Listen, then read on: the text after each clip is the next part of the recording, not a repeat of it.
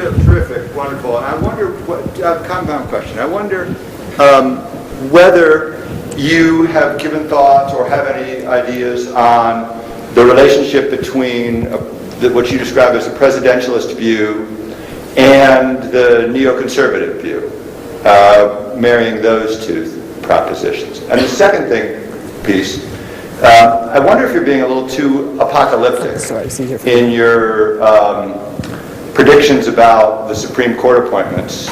I'm thinking of two things. One is the decision in Medellin where Chief Justice Roberts and Justice Alito both went against the president in his assertion of power vis-a-vis the state of Texas.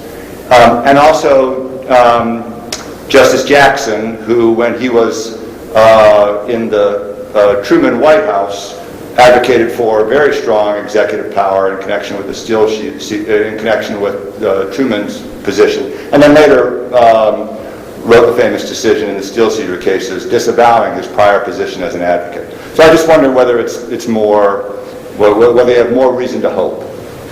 A lot of good questions, Joe.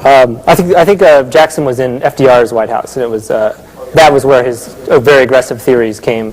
Remember, Jackson was already on the Supreme Court by the time of the Korematsu decision, which is one of my favorite decisions. I'll read it here. In the Korematsu decision, which is the Japanese internment one, Justice Jackson wrote this great dissent that I close my book with, that is arguing that the Supreme Court ought not to have taken this case and ought not to be upholding the Roosevelt administration's power to detain all the Japanese Americans on the West Coast, because he argued this great image that once a new executive power is ratified into precedent, in that case a judicial precedent, but I would argue a historical precedent acts the same way, especially in the sort of office of legal counsel world, it lies about like a loaded weapon, waiting around for some future president to pick up whenever he can claim an urgent need, and point. So I think all of these powers that the Bush administration has established are going to be with us for some future president's Office of Legal Counsel to say, it is well established we can do this because in 2002 a president did this and got away with it, and that shows it can be done. That's a tangent.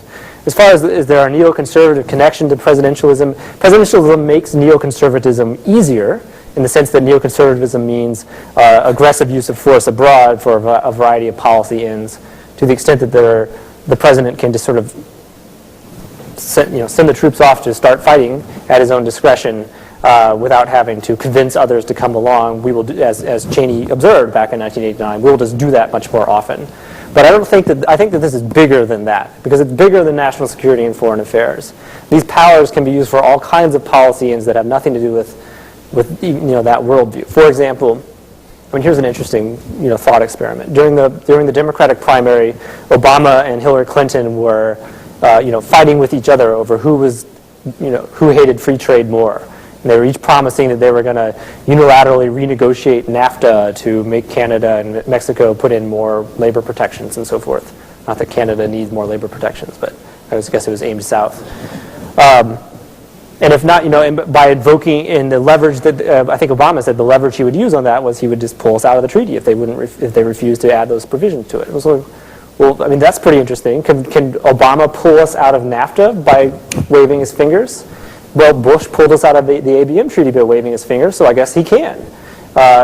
So getting rid of free trade has nothing to do with neoconservatism. In fact, it probably cuts the other way for most of that attitude. But it's the sort of thing that the structural power to seize unilateral control over the exit from treaties can be used for a variety of ends. So as far as the Texas case, an interesting observation. It was sort of that was the death penalty and the rights of Mexicans to get their consular consultations, which they hadn't gotten.